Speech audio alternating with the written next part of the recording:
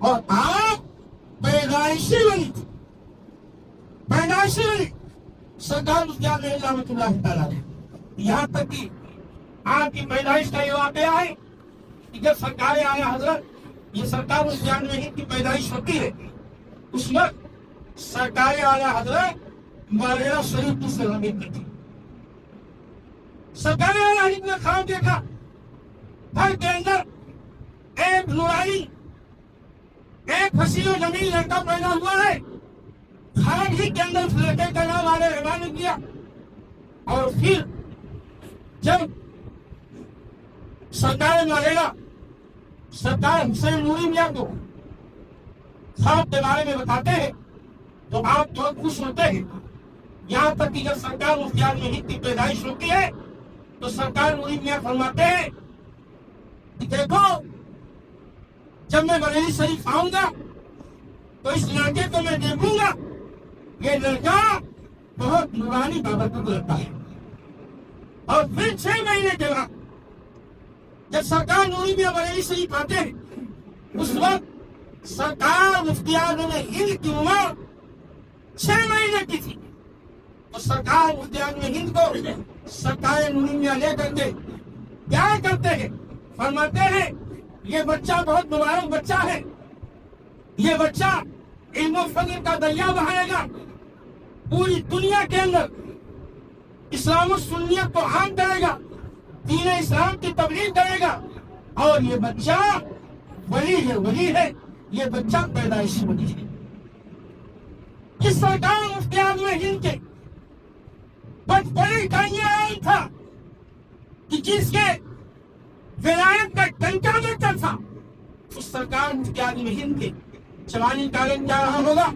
سرکار مفتی اعظم ہند رحمۃ اللہ تعالیٰ علیہ کا واقعہ کہ دلی کے اندر آپ کے ایک مرید رہتے تھے جو آپ کے بہت چاہنے والے تھے، بہت ماننے والے تھے۔ اتفاق سے آپ جو اس مرید کے یہاں ایک بدعقیدے کا اجاگر شروع ہو جاتا ہے، ایک گمراہ کا اجاگر شروع ہو جاتا ہے، اور بدعقیدوں کی عادت ہوتی ہے کہ جہاں پہ وہ اٹھتے بیٹھتے ہیں وہاں پہ اپنا اثر اور اپنا نشان چھوڑنے کی ضرور کوشش کرتے ہیں۔ اٹھتے بیٹھتے آخر کبھی معمولات اہل سنت پر ان کی طرف سے اعتراض بھی ہونے لگتا ہے، عقائد کائنات کے علم پاک پہ اعتراض ہونے لگتا ہے، سرکار کی شان میں گستاخی ہونے لگتی ہے۔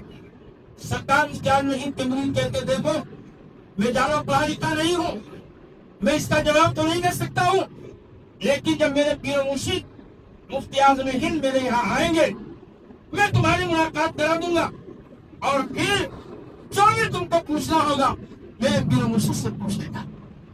کچھ دنوں کے بعد سرکار مفتی اعظم ہند اپنے اس مرید کے یہاں تشریف لے جاتے ہیں، اور جب ہم اپنے اس مرید کے یہاں پہنچتے ہیں تو پھر اس مرید نے اس بدعقیدے کو بتایا کہ میرے پورے مرشد آ گئے ہیں، آپ آ کر تم سے بات کر لیں۔ وہ بدعقیدہ سرکار مفتی اعظم ہند کی خدمت میں آتا ہے، اور تھوڑی دیر تک بات چلتی ہے، اور پھر اس کے بعد وہ سمجھو بدعقیدہ سرکار کے علم غیب پر اعتراض کرنا شروع ہوتا ہے۔ سرکار مفتی اعظم ہند رحمۃ اللہ تعالیٰ علیہ فرماتے ہیں اگر تم میرے نبی کے علم کے بارے میں پوچھنا چاہتے ہو، سوال کرنا چاہتے ہو، تو اپنے سوال کو اپنے پاس رکھو، سب سے پہلے میرے 3 باتوں کا جواب دو، اس کے بعد جو بھی تمہیں سوال کرنا ہوگا تم مجھ سے سوال کرنا۔ آخر وہ کہتے ہیں کہ آخر سوال کرنے کے لیے میں آیا ہوں، سمجھنے کے لیے میں آیا ہوں، پوچھنے کے لیے میں آیا ہوں، لیکن آپ مجھ کو روک کر کے خود ہی سوال کر رہے ہیں۔ سرکار مفتی اعظم ہند فرماتے سنو، یہ حقیقت میں میری طرف سے 3 سوال ہے، مگر اسی 3 سوال کے اندر تمہارا جواب بھی ہے۔ وہ بدعقیدہ کہتا ہے بتاؤ آپ کیا سوال کرنا چاہتے ہیں؟ سرکار مفتی اعظم ہند فرماتے ہیں میرا پہلا سوال یہ ہے بہار کے اس مولوی کے بارے میں کیا ہے جو بہار سے پیسہ لے کر کے بھاگ آیا ہے، قرضہ لے کر کے بھاگ آیا ہے، اور اب وہ قرضہ واپس نہیں کرنا چاہتا ہے۔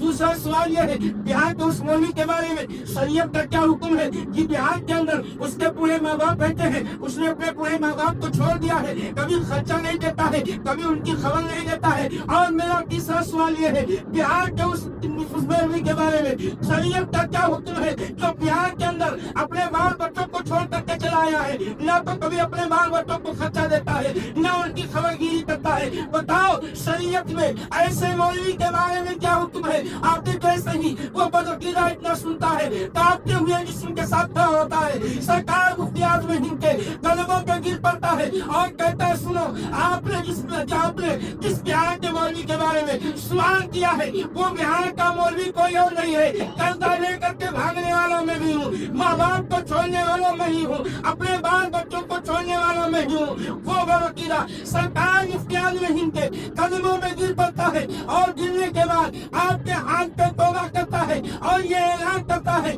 کہ جب بریلی کے غلام مصطفیٰ کے علم کا یہ حال ہے تو پھر مدینہ والے مصطفیٰ کے علم کا حال کیا ہوگا.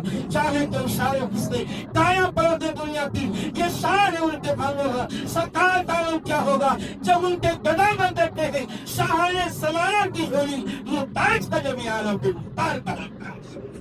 تو آج جمعہ کا دن ہے اور کل سنیچر کا دن. آج کل بریلی شریف کی سرزمین پر سرکار تاج شریعت کا وہ سرکار منایا جا رہا ہے. مولانا نصیب کو یہ معمول ہے کہ ہم اپنے بزرگوں کے اس کے موقع پہ قرآن فاتحہ خانے کا اہتمام کرتے ہیں. انشاءاللہ العزیز بعد نماز ظہر اس مولانا نصیب کے اندر فاتحہ خانی کا اہتمام ہوگا. آپ حضرات سے گزارش ہے کہ زیادہ سے زیادہ تعداد بشی پڑھا کر ثواب و داد حاصل کریں. استغفر اللہ رب العالمین. جو حضرات سنت ادا کریں کھڑے کر کے سنت ادا کر لیں. نماز پڑھنے سے پہلے اپنے دکھ آستین بٹنوں کا خاص خیال رکھیں. اگر بٹن وغیرہ بھلا ہوا تو بند کر لیں. نیچے اگر کپڑا بنا ہوا تو اس کو ایسے ہی چھوڑ دیں. خاص طور پر موبائل بچے کریں آواز کرنے موبائل نہ مل پائے. آگے جہاں تک بھی جگہ ملے سب کرنی پڑے. سب سے پہلے سب کو مکمل کر لیں. جہاں تک بھی جگہ ملے آگے بڑھ کر کے آ جائیں. اگر آگے جگہ نہیں نکلی ہے تو